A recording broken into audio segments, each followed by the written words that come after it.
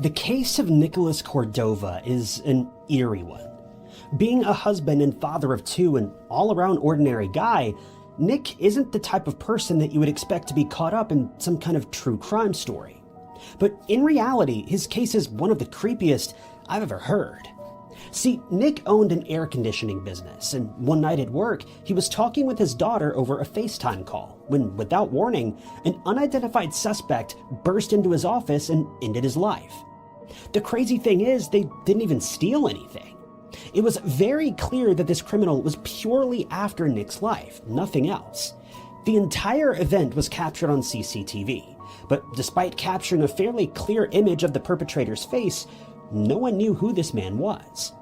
While official charges have never been filed, many people believe they know exactly who claimed Nick's life that day, and the truth behind this scary mystery may be much closer to home than Nick could have ever imagined.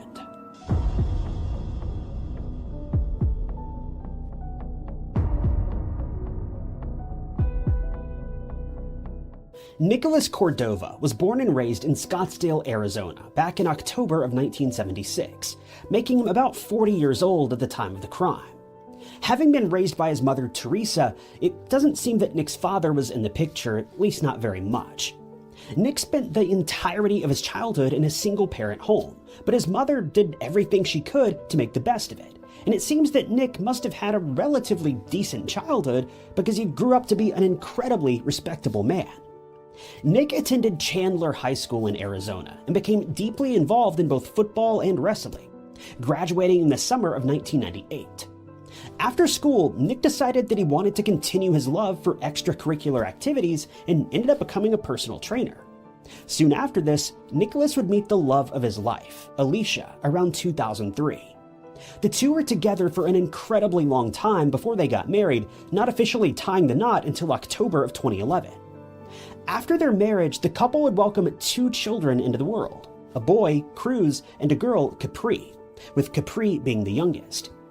It's obvious from the family's photos that they were about as happy as a family could be, and their happiness doesn't look like your typical Facebook and Instagram happiness either. These guys were genuinely connected at the soul, inseparable. Unfortunately, being a personal trainer didn't pan out long-term for Nick. Having a family to feed now, he decided he would uproot his life and begin his own heating and air conditioning business. When he was ready to get his business up and running, he worked alongside a silent partner, with the two establishing a 50-50 partnership. Now, to clarify this silent partner situation, that essentially means that Nick partnered up with someone that had enough money to get the business started. Nick was in charge of all the daily operations of the business. This partner was purely involved because they had the necessary money to get things up and running.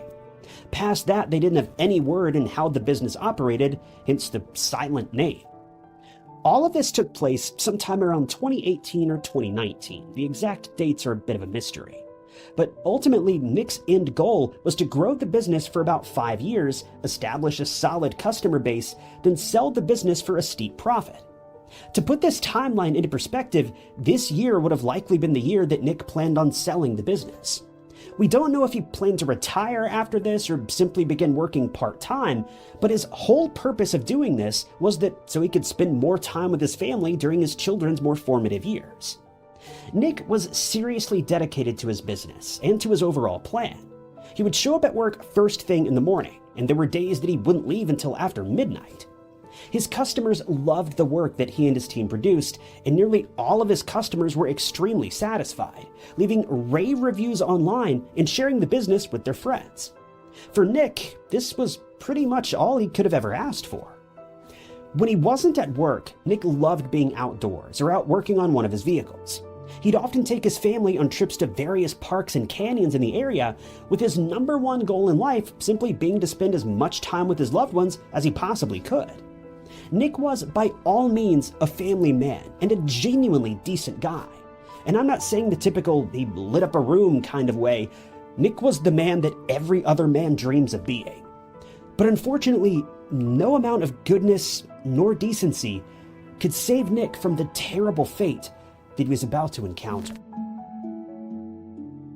I don't know about you, but I often have a pretty difficult time going to sleep and an even worse time staying asleep. It goes without saying that this makes video production quite difficult when I wake up groggy the next day, but that's why I've partnered with Dream for today's video. Obviously, getting a good night's sleep is one of the most important things you can do for your health and well-being. This time of year with the holidays and whatnot, getting good sleep can be even more difficult since we all have obligations, family to see, and not to mention copious amounts of unhealthy food at most holiday parties. But Dream is an amazing new beverage that aims to help us not only get to sleep, but stay asleep and achieve that rest and restoration that we all so desperately need. Dream is a delicious drink blend that's made from high-quality ingredients that helps you fall asleep faster, stay asleep longer, and awake feeling energized. My favorite blend of Dream is this amazing chocolate peanut butter flavor. As a Reese's lover, I can't get enough, but Dream also offers varieties that include CBD too, though I typically opt for the non-CBD version. I love that all of the ingredients actually make sense, but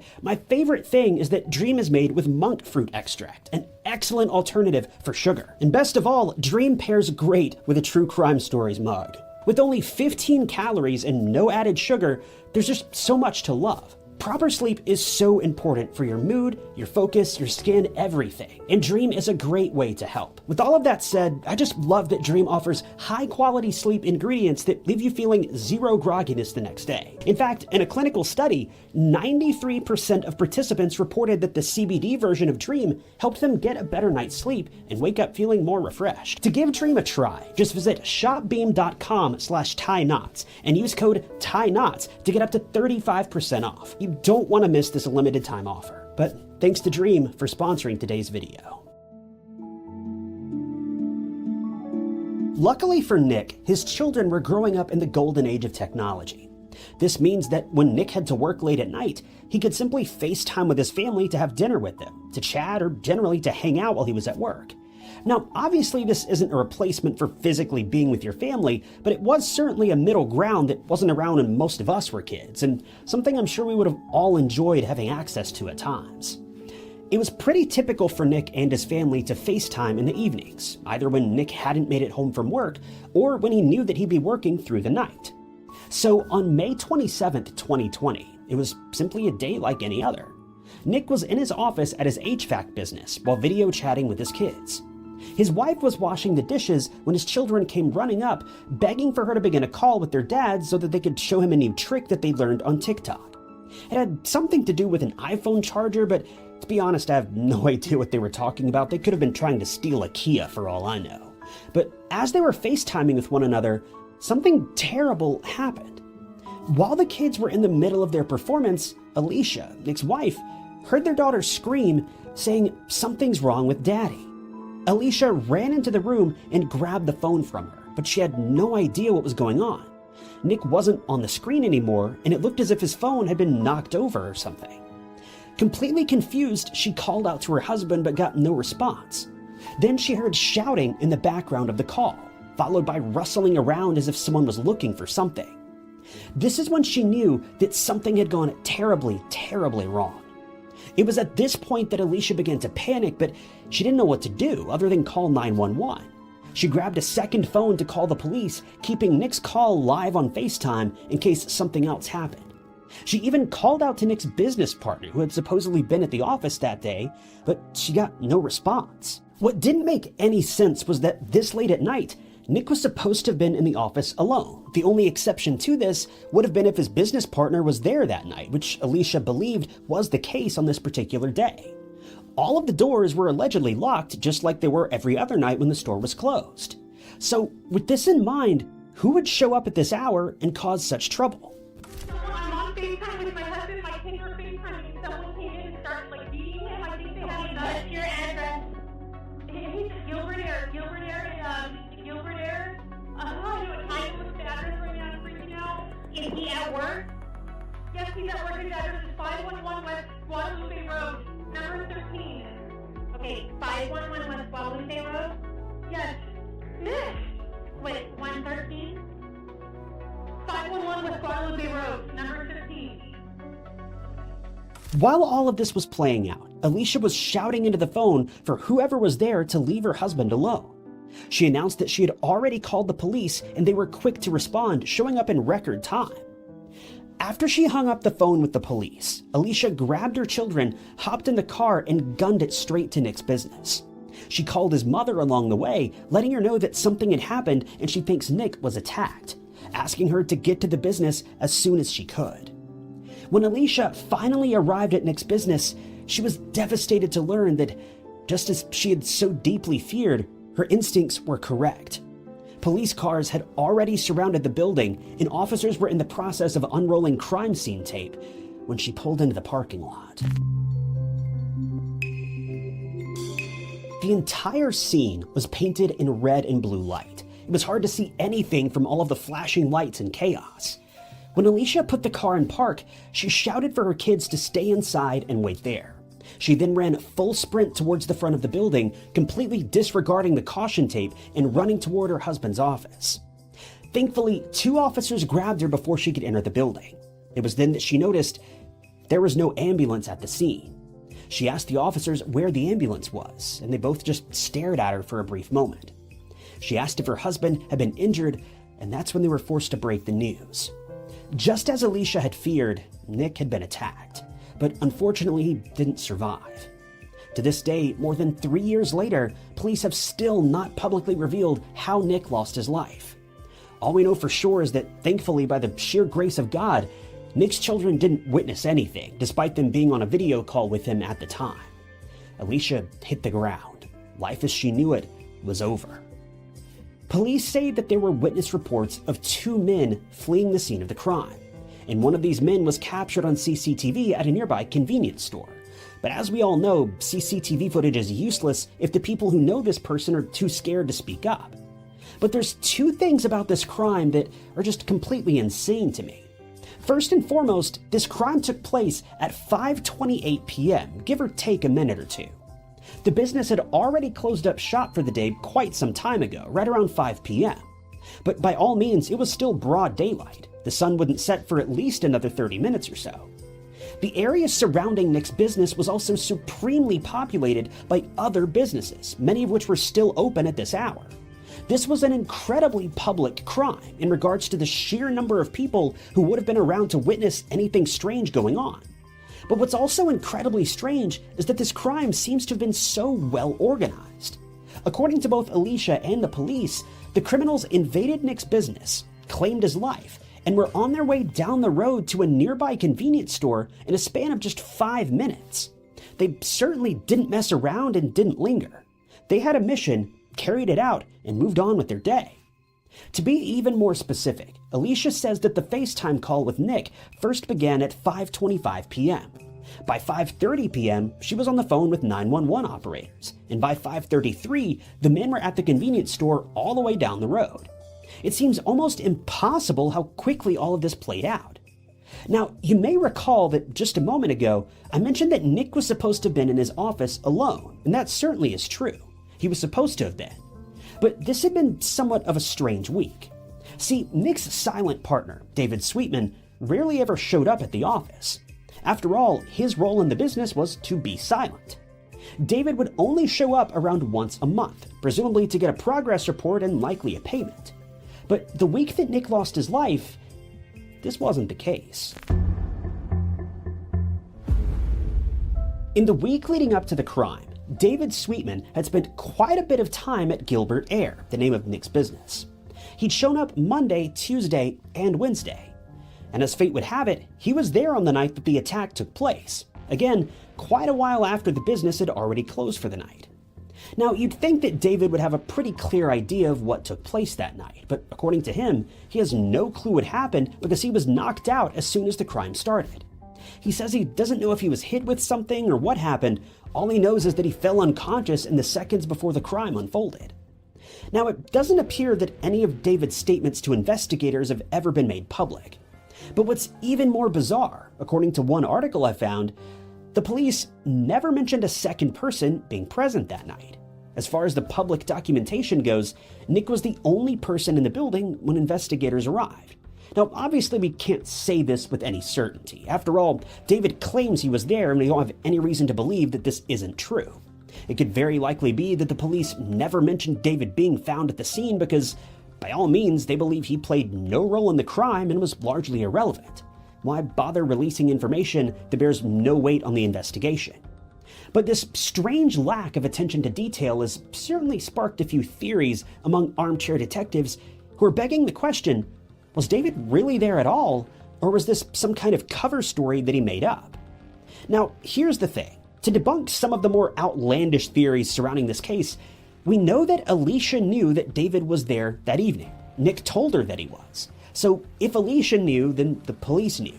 After all, Alicia has mentioned this in several interviews, and David wasn't secretive about his presence at all. So the sheer fact that this information has been spread so far, to me, rules out that this wasn't some sort of secret cover-up. I've seen several people claiming that David may have made up the story about being in the building that night and that he may have been one of the perpetrators. But if there's anything in this case that can be confirmed, it's that David was, rather obviously, in that building on the night that Nick lost his life. For me, the only question is David telling the full truth about what happened? Now, Alicia has never been openly critical about David, at least not in any direct way. But she did seem to find it a little bit suspicious that David was in the office 3 times in the week leading up to Nick losing his life. Now, she never tossed around any accusations or alluded to anything, but the sheer fact that she mentioned it proves that she found this to be a bit unusual. What's also a little interesting is that in the police notes, they only mentioned one person being injured during the intrusion, and that person was presumably Nick. So if David had been knocked out, as he had claimed, shouldn't he have been included on that list as well? But here's where things take a bit of a downward turn. See, when Nick became co-owner of Gilbert Air around 2018, he applied for a $3 million life insurance policy, naming Alicia, his wife, as the beneficiary. But without Alicia's knowledge, in December of that year, the beneficiary was changed to Gilbert Air. So in the event of Nick's passing, Gilbert Air, or its owners, would receive the $3 million payout, not his wife. Now, taking life insurance out on a business partner or an employee may sound ridiculous, but it isn't as uncommon as it may sound. This allows the business to keep functioning in the event that one of its leaders passes away. It basically just helps the business stay above water while remaining workers try to find a new leader. So, rather obviously, once Nick passed away, David Sweetman was the sole inheritor of Gilbert Air, because he would have been the only surviving person attached to the company. Best I can tell, Gilbert Air is no longer in business, meaning that David Sweetman must have shut the business down after Nick lost his life. The thing is, this isn't too suspicious, because rather obviously, David didn't know anything about running an HVAC business. That's why he left it all up to Nick. But it certainly isn't a good look that as soon as his business partner passes away, and his partner's wife finds out she's been left penniless, this man doesn't bother giving his grieving wife a single dime, especially when we already know the man must have had a pretty solid chunk of change in the bank because, well, 5 years earlier, David's wife, Laura Sweetman, mysteriously passed away after drowning in a bathtub. And mind you, this took place immediately after a rather nasty divorce between the two. After this, David received a large insurance payout immediately afterward. This would normally just be considered incredibly tragic, but when you frame it with all the mystery and suspicion surrounding the passing of Nick, well, it puts things in a different perspective. If this weren't bad enough, I managed to dig up a complaint from one of David Sweetman's other businesses that was reported back in 2014. This complaint was regarding a vehicle towing business that David was the owner of. In this complaint, the customer called David Sweetman out by name and claims to have been incredibly close friends with Laura, David's former wife. The report claims that David was running a scam with a local Jack in the Box restaurant in Arizona, where he works alongside the manager of the restaurant to have cars illegally towed from the parking lot. Basically, he tows these cars away for no real reason. When customers leave the restaurant, they simply find that their cars are gone. In order to get their cars back from the tow lot, they're forced to pay a fee first, which in the state of Arizona is illegal. The money that's made from this scam is then split between the manager of the Jack in the Box restaurant, then they rinse and repeat the process. Most of the times, the victims of the scam don't have the funds to take this situation to court, so David gets away with the scam time and time again. Mind you, this is just a complaint, not a legal report of any kind, so I can't vouch for the validity of this. But the complaint ended with a very curious note. The person who wrote the complaint, as mentioned, was a close friend of Laura Sweetman. They mentioned that the police suggested that Laura's passing was due to her taking her own life following her divorce from David. Yet, this friend claims that Laura was over the moon to have divorced him, certainly not depressed. They mentioned that Laura had endured countless years of physical and mental abuse from David, and they even claimed that Laura had confided in them on multiple occasions that David had threatened to poison her.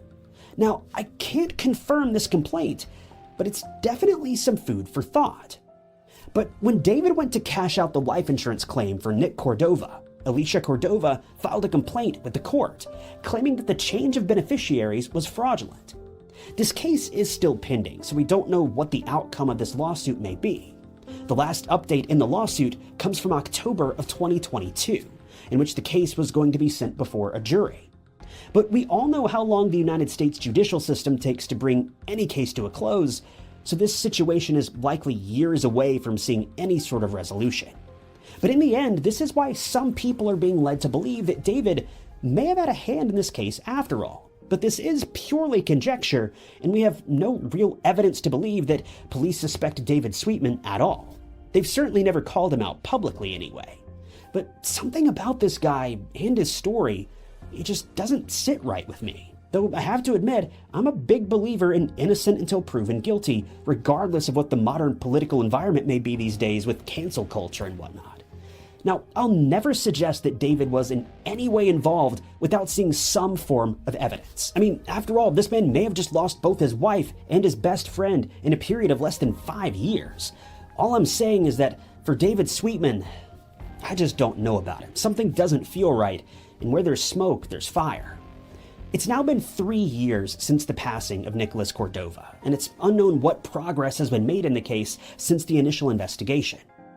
The suspect in the surveillance video has never been identified, and it's also unknown how deeply investigators have dug into David Sweetman since all of this unfolded.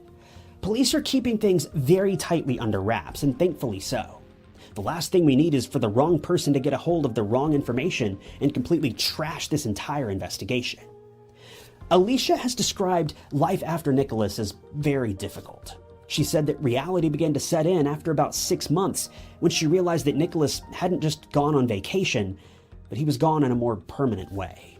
She believes there will be justice for the passing of her husband, and that police will discover who took his life and her happiness away that summer evening. So, if you know anything about the case of Nicholas Cordova, or recognize the man in the surveillance photo, you're strongly urged to contact the Gilbert Police Department at 480-503-6500. No detail is too small to be helpful. Literally any information at all can send police on the right track. In the aftermath of it all, one question that many people are asking is, what led police to believe the man entering the Arco gas station was a suspect in the case? They claim there are 2 suspects that they're actively investigating, but they've never mentioned who this second person may be. So, is there a chance that it may be David Sweetman? Another thing we don't know is if David was ever checked out by medical professionals following the attack against him. If he was, then doctors should be able to verify whether or not he was truly hurt or knocked out on that evening of Nicholas' passing. This case is just so hard to swallow because it seems like it should be open and shut. I mean, the suspect was captured clear as day on CCTV. But unfortunately, video footage only takes us so far. Thank you guys for tuning in to another episode of True Crime Stories. If you enjoyed this video, check out this other interesting case that I covered. And don't forget to subscribe. It's totally free and keeps you up to date with all of my future videos. You can also click that join button below to support the channel and see new videos long before everyone else does. But my name is Ty Knotts, and I'll catch you guys in the next one.